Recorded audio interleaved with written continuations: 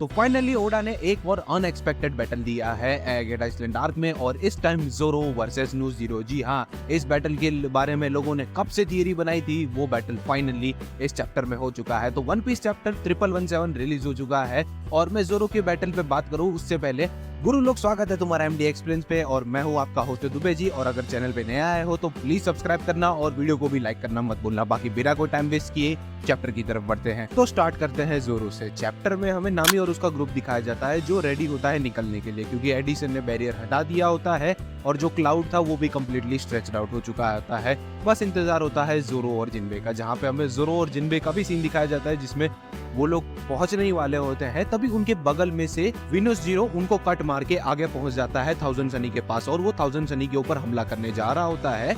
उससे पहले मैं यहाँ पे ओडा के आर्ट की तारीफ करना चाहता हूँ, लाइक कितना मैग्निफिसेंट ये पूरा पैनल है, और स्पेशली हमें साइज कंपैरिजन भी देखने को मिलता है कि विनोस ज़ीरो हाइट में कितना बड़ा है, ऑलमोस्ट थाउजेंड सनी जितना है या फिर उससे भी बड़ा। खैर, विनोस ज़ीरो थाउजेंड सनी के ऊपर हमला करने ही जा रहा होता है, उतने में जिनबे ज़ोरो को विनोस ज़ीरो की तरफ फेंक देता है, और ज़ोरो इस्तेमाल करता है टू स्वॉर्ड स्टाइल सुखावंतीस ब्लिस रासमुन, और विनोस ज़ीरो ज़ोरो को आते हुए देख लेता है तो वो अपनी स्वॉर्ड से उसके हमले को डिफ्लेक्ट करने का ट्राई करता है, बट उन दोनों के बीच में इतना बड़ा क्लैश होता है कि वो दोनों रिपेल कर जाते हैं। अब इस क्लैश के दौरान हमें दो चीजें पता चलती है। पहले तो हमें ब्लैक लाइटनिंग देखने को मिलती है, यानी कि दोनों ने अपनी एडवांस कॉन्करर हागे का इस्तेमाल किया था, इसीलिए वो दोनों रिपेल हो गए हैं।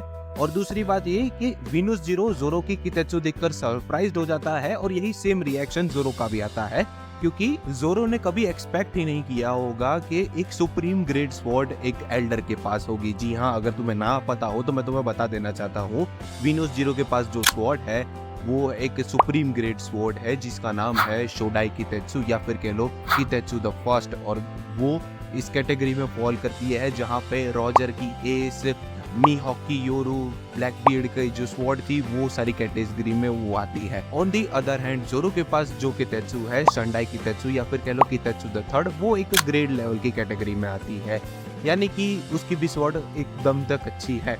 लेकिन अब यही जो स्वॉर्ड है वही इन दोनों के बीच में कलेश करवाएगी, क्योंकि हमें पता है वन पीस के वर्ल्ड में जितने भी स्वॉर्ड्समैन है उनके पास सारी स्वॉर्ड के रिलेटेड नॉलेज होता है, और इसीलिए स्पेशली कितेत्सु जैसी स्वॉर्ड को लोग लेना चाहते हैं। इसका एग्जांपल हमने लॉकडाउन में देखा था, जहाँ पे तसीगी ज़ोरो की वाडो इची मांजी लेना चाहती थी लेकिन ज़ोरो नहीं देना चाहता था। उसके बाद जब उसके पास कितेत्सु द थर्ड आई तब वो भी लेने के लिए वो तैयार हो गई थी, उसको चैलेंज करती थी, बट ज़ोरो हमारा है चैड बंदा, उसने बोल दिया अबे चल तू है कौन।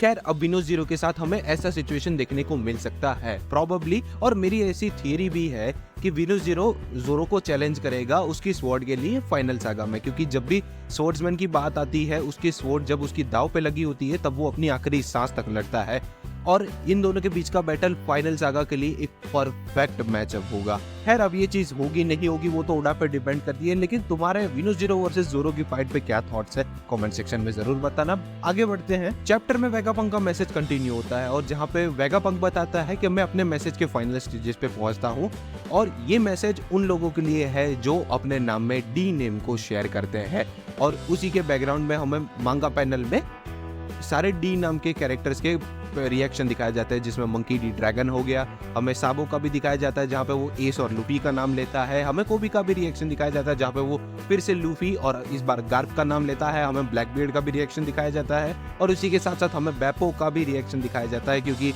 लॉ भी डी नेम शेयर करता है। अब इन सारे कैरेक्टर का रिएक्शन दिखाने के बाद वो क्यों वाईफाई चेक कर रहे हो? नहीं, तुम्हारा वाईफाई सही है, लेकिन वेगापंक का मैसेज डिस्कनेक्ट हो गया है। जी हाँ, गुरु से मेंबर्स ने उस आयरन जायंट रोबोट पे हमला किया था और वो आयरन जायंट रोबोट डिस्ट्रॉय हो चुका है, जिसकी वजह से वेगापंक का मैसेज भी इंटरप्ट हो चुका है।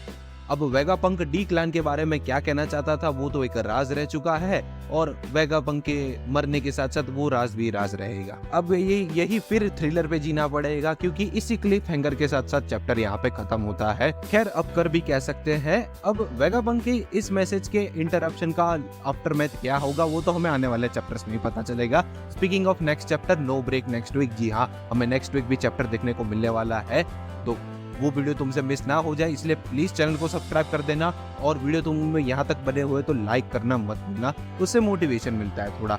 बाकी अगर तुमने बोरुटो टू ब्लू वोर्टेक्स मांगा इंटरेस्टेड हो तो ये वीडियो जरूर चेकआउट करना। मैं तुम्हें मिलता हूँ अगले वीडियो में, तब तक के लिए गुड बाय।